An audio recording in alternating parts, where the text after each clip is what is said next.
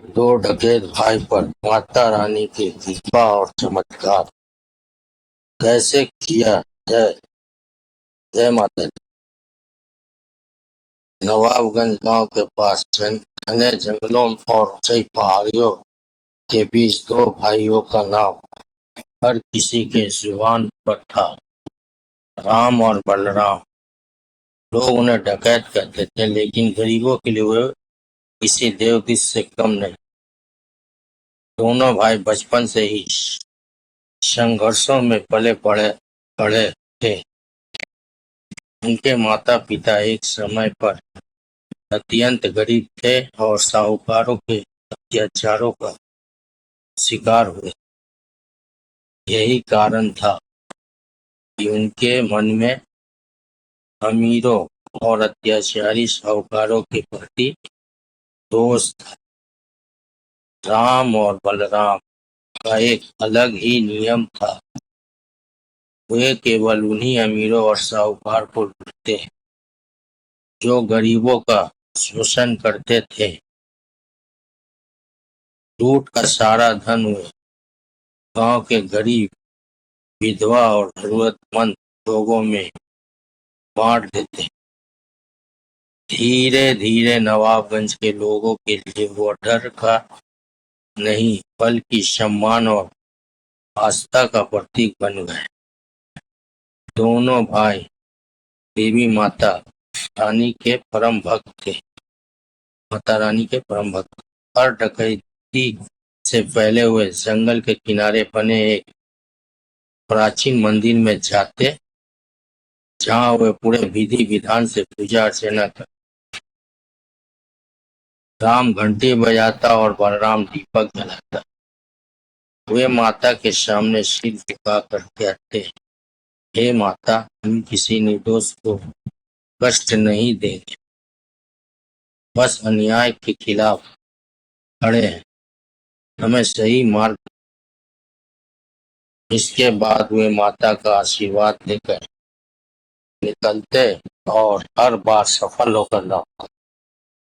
एक दिन उनकी बढ़ती ख्याति और कारनामों की खबर राजा मानसिंह तक पहुंची। राजा धार्मिक और न्यायप्रिय थे। उन्होंने सुना कि ये दोनों डकैत गरीबों की मदद करते हैं और देवी माता के भक्त। राजा को यह बात विचित्र लगी। डकैत और धर्म दोनों का ऐसा संगम उन्होंने पहले कभी नहीं देखा था।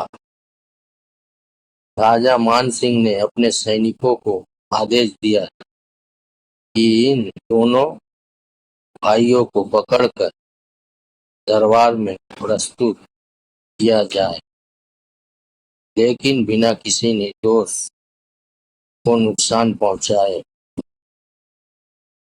कई दिनों की खोज के बाद सैनिकों को पता चला कि राम और बलराम हर अमावस्या की रात उस मंदिर में पूजा करने जरूर आते हैं। अमावस्या की रात सैनिकों ने मंदिर को चारों ओर से घेर लिया। जैसे ही राम और बलराम पूजा समाप्त कर बाहर निकले, सैनिकों ने उन्हें घेर लिया। दोनों भाई समझ गए कि अब सामना करना होगा, लेकिन उन्होंने तलवार उठाने के बजाय शांति से आत्मसमर्पण कर दिया। उन्होंने कहा, हम माता के दरबार में यहाँ रक्तपात नहीं करेंगे। उन्हें राजा मानसिंह के दरबार में लाया गया। राजा ने गंभीर स्वर में पूछा, तुम दोनों डकैत हो, फिर भी देवी के भक्त कैसे हो सकते? क्या यह पाखंड नहीं है? राम ने विनम्रता से उत्तर दिया, महाराज, हम डकैत जरूर हैं, लेकिन अन्याय के खिलाफ खड़े हैं। हम केवल उन लोगों को ढूंढते हैं जो गरीब का खून चूसते हैं। हम कभी किसी निर्दोष को नुकसान नहीं पहुंचाते। बलराम ने आगे कहा, हमारी माता ने हमें सिखाया है कि धर्म का अर्थ केवल पूजा नहीं, बल्कि दूसरों की मदद करना भी है। हम यही करते हैं जो हमें सही लगता है। राजा कुछ देर तक मौन रहे। उन्होंने अपने मंत्रियों से भी सलाह ली। गांव के कई लोग भी दरबार में आए और उन्होंने राम बलराम के पक्ष में गवाही दी कि दोनों भाइयों ने कभी किसी गरीब को नुकसान नहीं पहुंचाए, बल्कि उनकी मदद की है। राजा मान सिंह ने गहरी सांस ली और कहा, तुम दोनों ने गलत रास्ता चुना, लेकिन तुम्हारा उद्देश्य गलत नहीं था। अगर तुम अपनी ताकत और साहस को सही दिशा में लगाओ तो समाज के लिए बहुत कुछ कर सकते हो। राजा ने उन्हें एक प्रस्ताव दिया, आज से तुम दोनों डकैती छोड़कर मेरे राज्य के रक्षक बन जाओ। तुम उन अपराधियों को पकड़ोगे जो सच में निर्दोष को नुकसान पहुंचाते हैं। राम और बलराम ने एक दूसरे की ओर देखा और मुस्कुराए। उन्होंने माता रानी को मन ही मन प्रणाम किया और राजा का प्रस्ताव स्वीकार कर लिया। उस दिन के बाद नवाबगंज में डकैती की घटनाएं समाप्त हो गई। राम और बलराम अब राज्य के वीर सैनिक बन गए थे।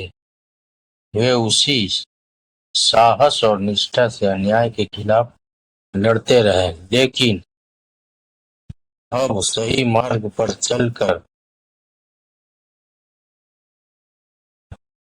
लोग कहते हैं कि उस मंदिर में आज भी माता रानी की कृपा बनी हुई है, जहाँ कभी डकैतों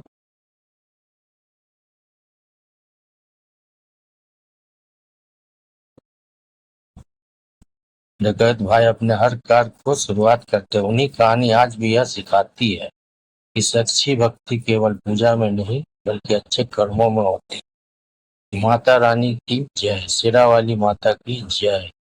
पारा वाली माता की जय। जय अम्बे माता की जय। जय माता दी। कामाख्या देवी माता की जय। दुर्गे माता की जय। जय माँ कामाख्या देवी माता की जय। दुर्गे माता की जय।